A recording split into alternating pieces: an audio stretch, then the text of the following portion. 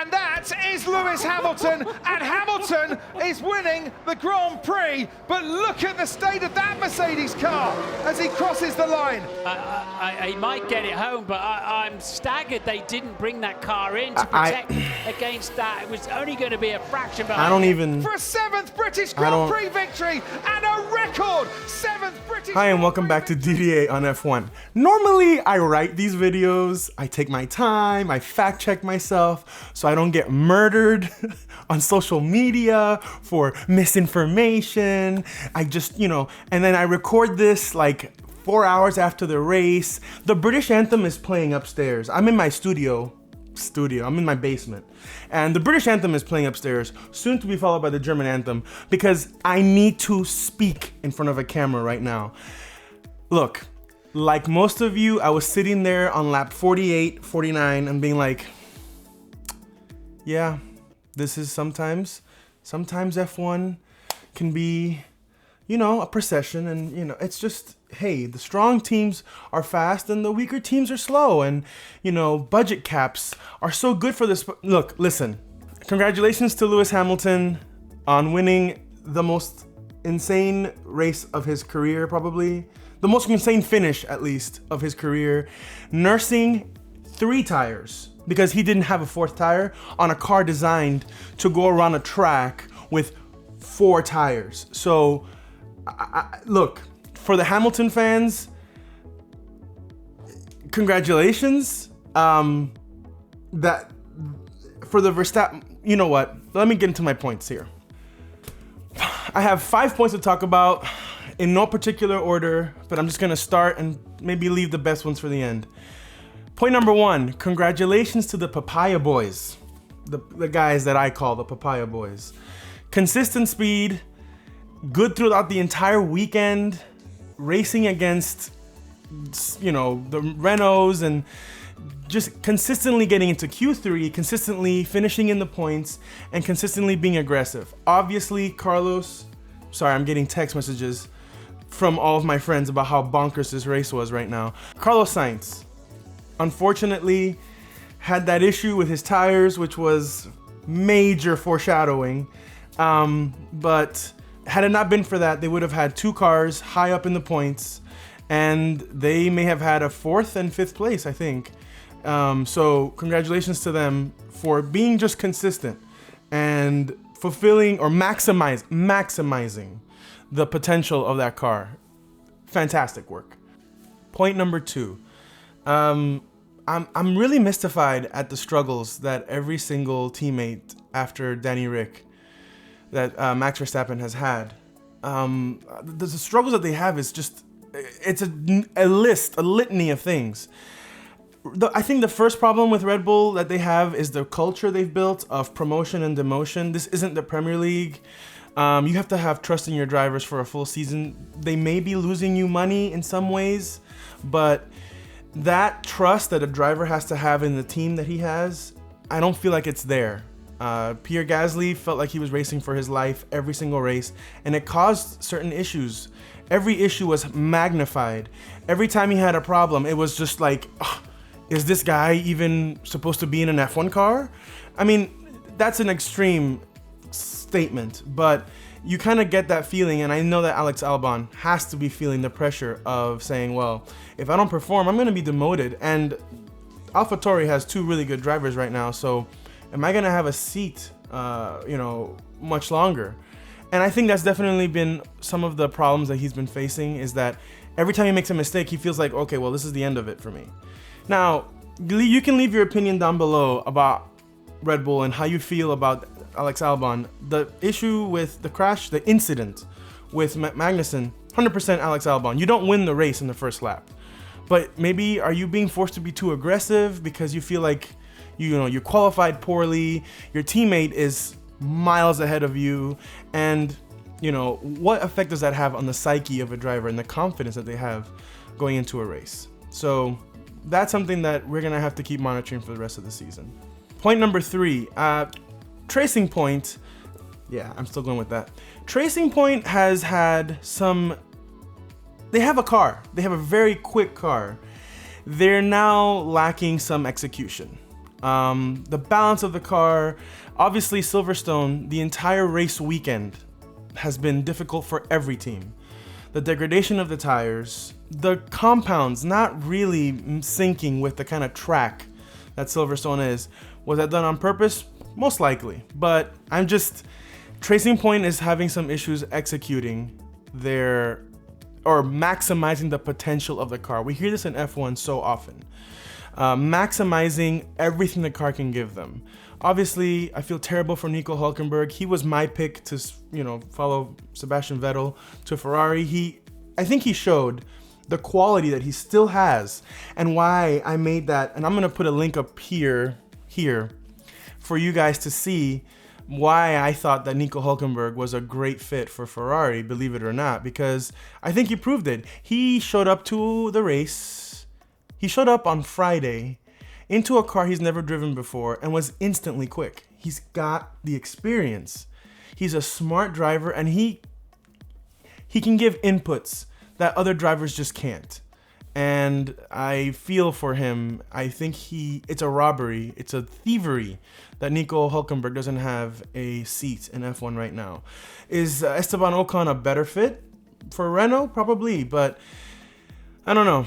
I just feel bad for Nico. But yeah, execution of the package that they have, I think, has eluded Racing Point this season, and I look forward to them being able to be more consistent and to maximize what the car is giving them. And it's gonna happen. I know it's gonna happen. Lance Stroll defended as well as he possibly could, but he was having obvious issues with that car. And yeah, so hoping that they can fix their niggles, fix their issues, and get to maximize what the package that they have worked so hard to defend, because everybody thinks it's illegal. So yeah, this is gonna be controversial. Number 4, I do not think that pitting Max Verstappen for the fastest lap was a mistake. I don't believe it.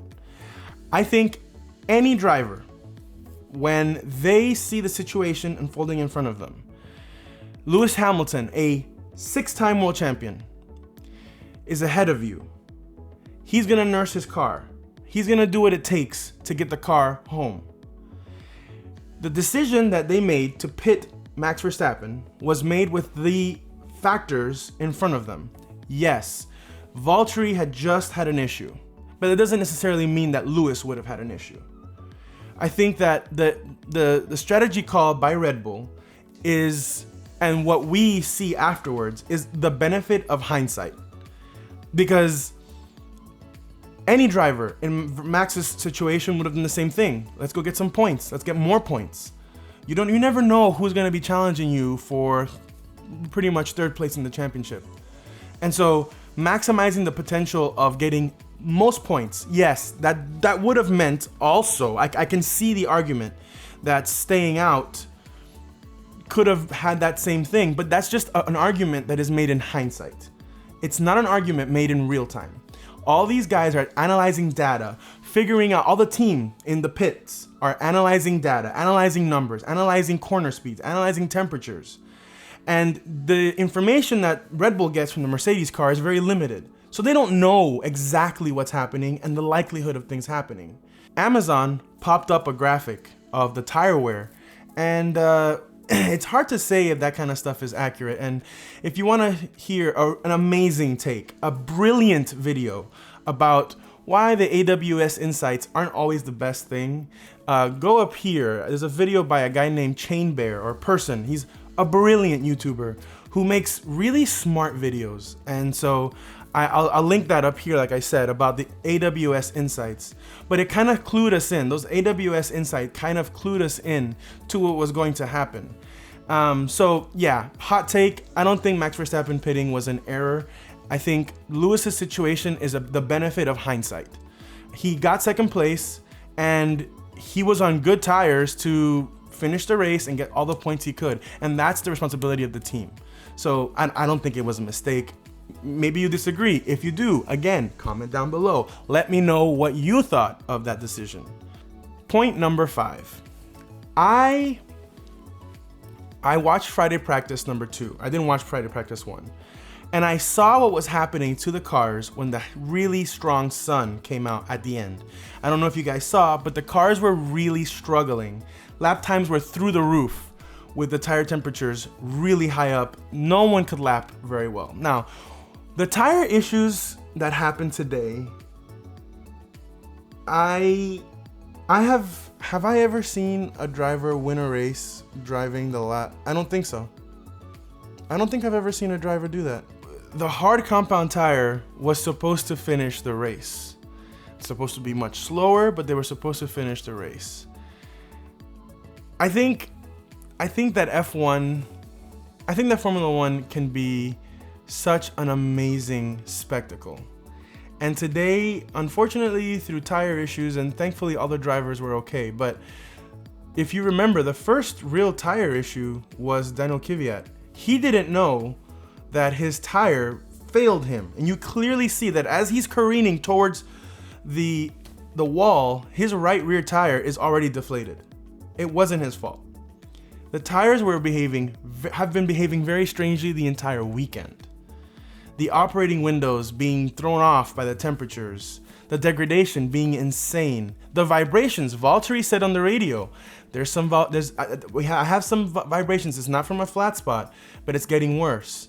And maybe Mercedes had, I think a better strategy call for Mercedes would have been to pit their drivers. Once their drivers started reporting issues with their cars, it would have been a smarter decision to play it conservative. You're dominating the championship. Max would have won the race. There would have been no question Max would have won that race had Mercedes pitted, but they would have maximized their points. Am I being a little unfair? Maybe. Because again, hindsight is everything right now. And so I don't know. I hesitate to say that Mercedes should have pitted, but maybe they should have. Especially Valtteri talking about vibrations. Valtteri could have easily come out behind Max and caught him on, again, it's hard to say because I'm not sure exactly how many tires they had left, how many tires Valtteri had left, but yeah, I'm sorry if I'm sounding incoherent, but like, I've never seen an end to a race like that. And if you caught this race, or if this was your first F1 race, look, that's not normal, but wow, what a show. Wow. Comment down below what your favorite memory was, or responding to any of the points that I just talked about. And I would love to have conversations with you guys, with the subscribers. With that, I will sign off. Have a great rest of your day, and I hope that you stick by and watch more content and watch more F1, because this stuff is cardio, basically. Just watching. So, yeah, that's it for me. Have a good one, guys. See you next time. Bye-bye.